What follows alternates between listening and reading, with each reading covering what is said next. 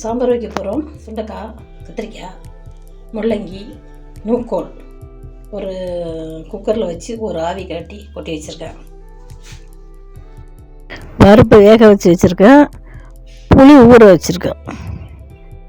இது மாங்காய், அது ஒரு வெங்காயம், ஒரு தக்காளி, ஒரு 4 பச்சை மிளகா வதக்கி வச்சுருக்கேன் சாம்பாருக்கு.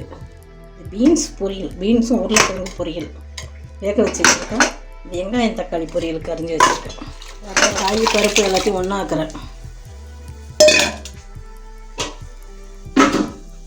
வதக்கந்தி எடுத்து கொட்ட போகிறேன்.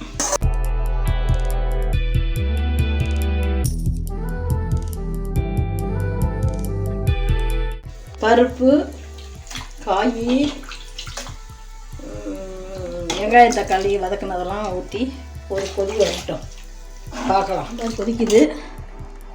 மாங்காய் போடணும்.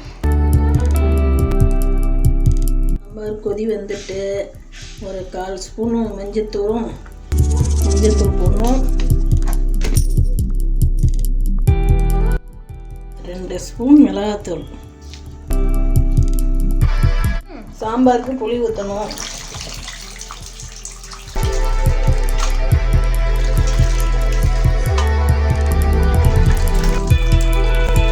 தேவையான அளவு உப்பு போடணும்.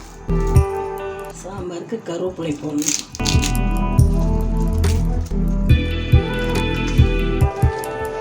தாளிக்கிறதுக்கு எண்ணெய் ஊற்றணும். எத்தனை கரண்டி எண்ணெய்? ஒரு 4 ஸ்பூன் எண்ணெய் ஊற்றணும். அதுக்கு ஜீரகம், வெந்தயம், காஞ்ச மிளகா போட்டு தாக்கணும்.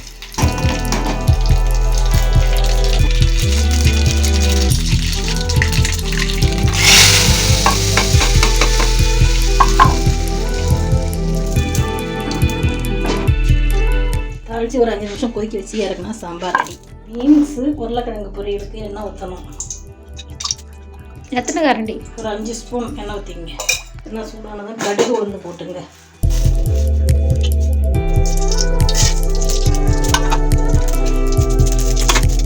கடுகு வெடிச்சதும் வெங்காயத்தை போடணும்.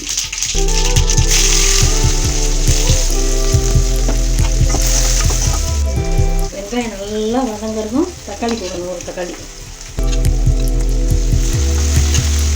மூடி வச்சுட்டு கொஞ்சம் நேரம் வெங்காயம் தக்காளியை வதக்கணும்.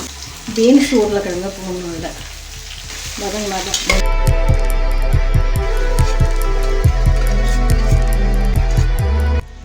1 ஸ்பூன் மஞ்சள் தூள் போட்டிருக்கேன். ஒரு 1/4 ஸ்பூன் மிளகாத்தூள், தேவைக்கு அளவு உப்பு, சோம்புத்தூள், கருவேப்பிலை.